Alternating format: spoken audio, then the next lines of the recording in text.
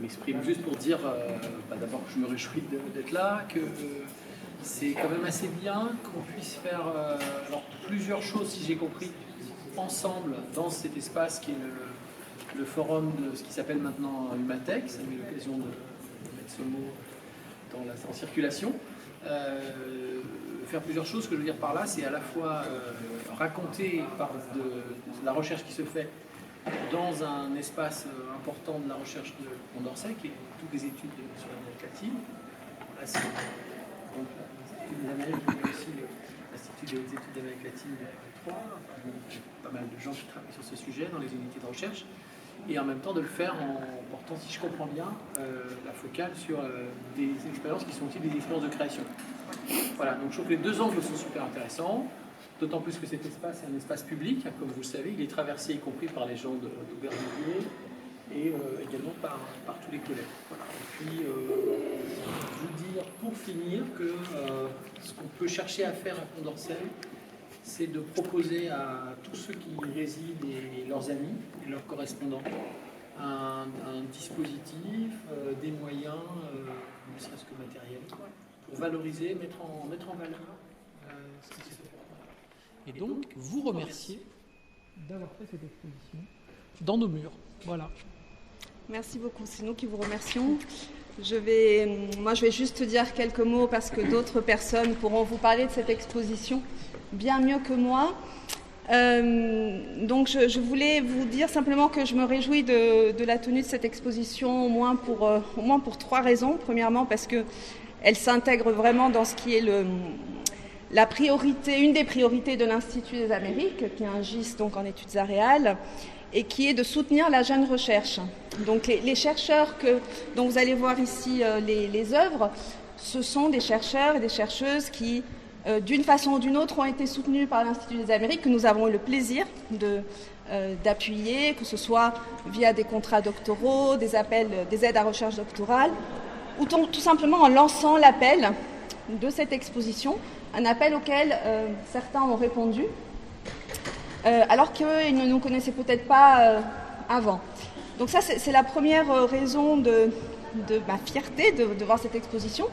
Ensuite, parce qu'elle propose aussi un regard hors cadre, comme le dit le titre de l'exposition. Un regard hors cadre, ça veut dire que c'est un regard hors cadre académique, c'est-à-dire qu'elle donne à voir ce que dans le travail de recherche, ce qui dans le travail de recherche n'est pas visible dans la production scientifique qui en résulte, c'est-à-dire ce qu'on ne va pas forcément voir dans l'article, dans la thèse, dans la production scientifique finale, c'est-à-dire le regard du chercheur, de la chercheuse sur son terrain, un regard qui peut être considéré un peu comme périphérique, mais qui donne lieu à une création culturelle et qui, à mon sens, fait aussi partie du terreau sur lequel dont se nourrit la production scientifique finale. Donc voilà par exemple des photographies de la part de jeunes chercheurs, de jeunes chercheuses qui ne sont pas au départ photographes, mais qui montrent ce regard-là, ce qui n'est pas habituel dans la valorisation de la recherche. Donc ça c'est chouette. Et troisième raison, c'est que ça nous permet, comme vous l'avez dit, ça nous permet à nous, IDEA, d'investir ce bel espace, cette Humatech. Donc bienvenue à l'Humatech. Et ça nous donne l'occasion de contribuer aussi à la vie culturelle du campus, à la vie scientifique et culturelle, d'apporter notre petite pierre aussi.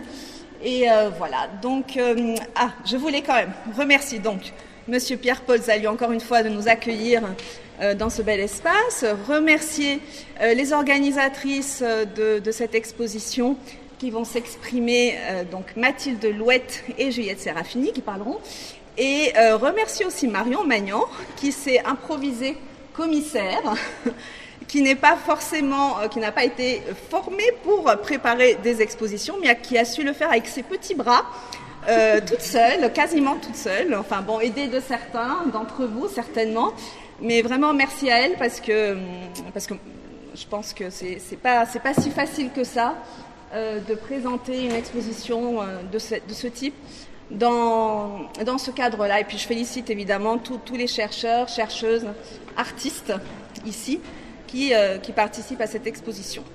Je vais donc laisser Juliette et Mathilde dire quelques mots. Merci Diana. Donc c'est un honneur effectivement de pouvoir accompagner à nouveau cette exposition pour laquelle on avait travaillé avec Mathilde et d'autres collègues en octobre 2021.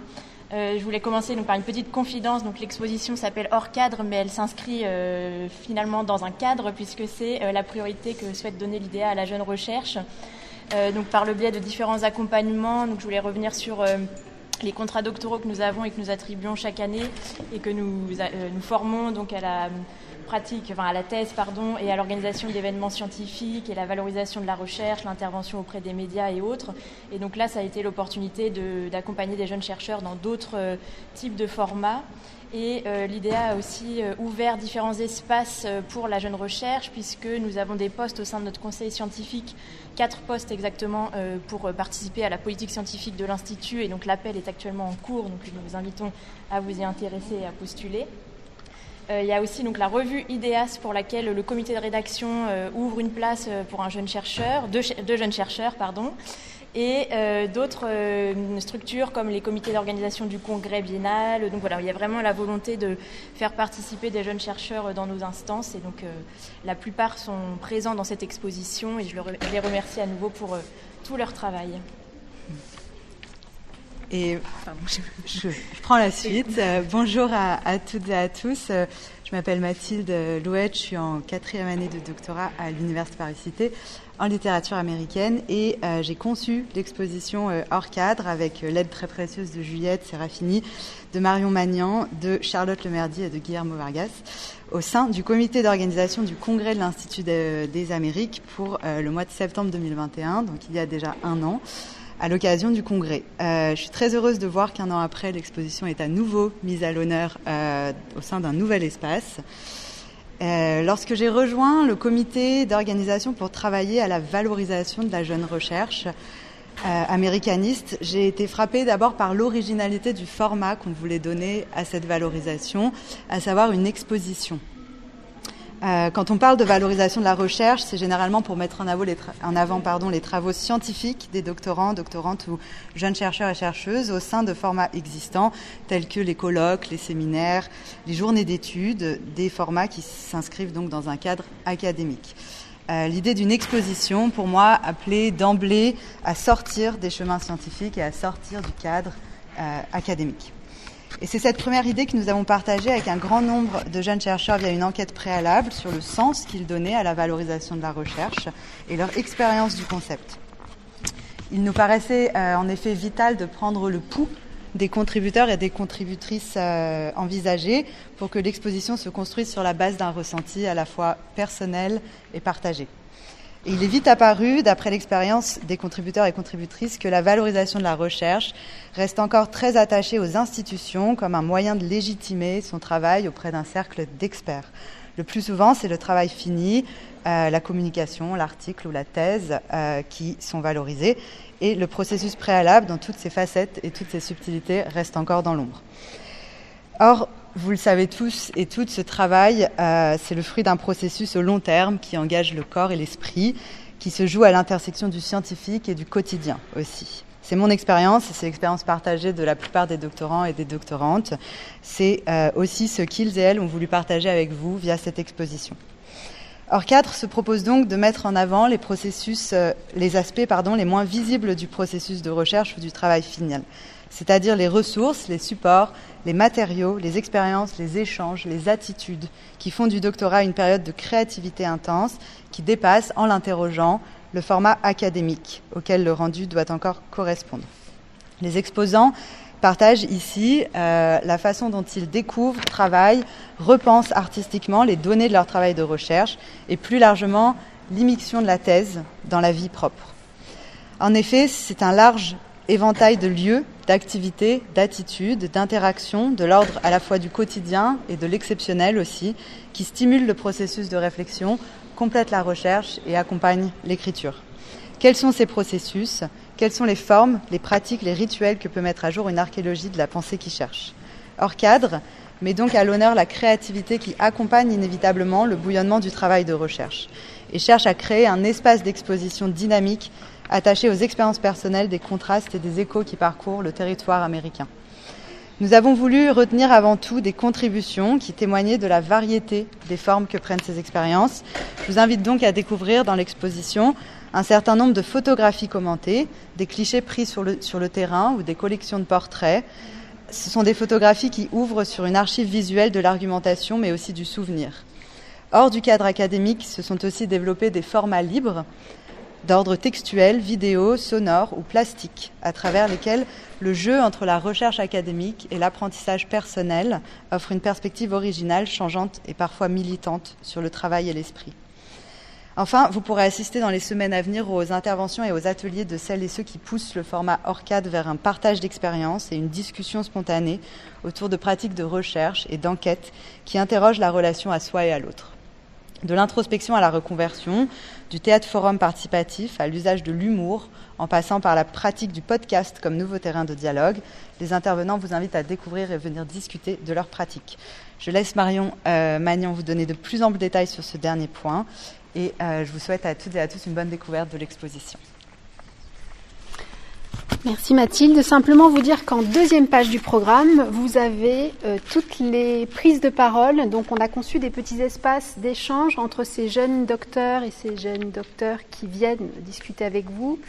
Vous présentez à la fois comment certains outils leur ont permis d'avancer dans leur réflexion pendant la thèse ou comment d'autres outils leur permettent aujourd'hui de mettre en dialogue leur recherche avec des espaces d'échange et de discussion avec d'autres types de personnes que celles qu'ils ont pu rencontrer dans le cadre de leur thèse. Ça se passera dans l'espace Françoise Héritier. Donc l'espace Françoise Héritier est divisé en 3. Il y a un forum, un espace d'exposition, et on vous conseille l'exposition Mer, Navire et Avion qui est actuellement montée, et ce qu'on appelle l'open space, qui est un espace dans lequel vous pouvez penser des choses, organiser des événements, venir travailler également. Donc c'est dans cet espace-là qu'on vous retrouvera entre midi et 2, le 4 novembre, le 8 novembre et le 9 novembre. Donc n'hésitez pas à venir avec des étudiants de master, de doctorat. Ça se veut un espace d'échange pour les jeunes chercheurs, quelque chose d'assez ouvert et informel. Mais si des chercheurs plus confirmés ou des personnes comme Alain qui habitent dans le quartier et qui s'intéressent à ce qui se passe sur le campus Condorcet souhaitent également venir discuter avec notamment Natalia, Anne, Marie, Salomé qui sont présentes aujourd'hui ou qui veulent profiter aujourd'hui de la présence de Laura Caillé qui a participé à l'exposition, ou Guillermo Vargas qui est également présent aujourd'hui. On espère vous voir nombreux et pouvoir partager avec vous, au-delà de l'exposition, des réflexions qui sont en cours de construction. Merci beaucoup et bonne exposition à toutes et à tous. Merci.